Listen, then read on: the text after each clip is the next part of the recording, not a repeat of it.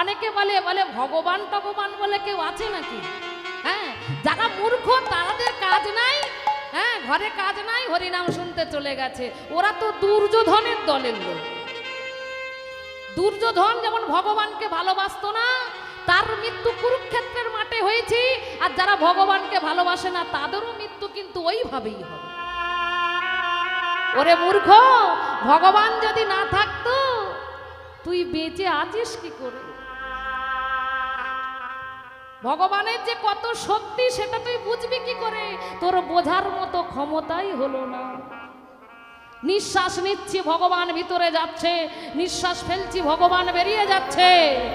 আচ্ছা বলো তো মা, নিঃশ্বাস যদি না নিতে পারি বলবে এই মানুষটা হরিবোল হয়ে গেছে। কেন? কারণ তখন তোমার ভেতর থেকে ভগবান বেরিয়ে গেল। তাই তুমি ইহ জগতের কর্ম ছেড়ে পরজগৎ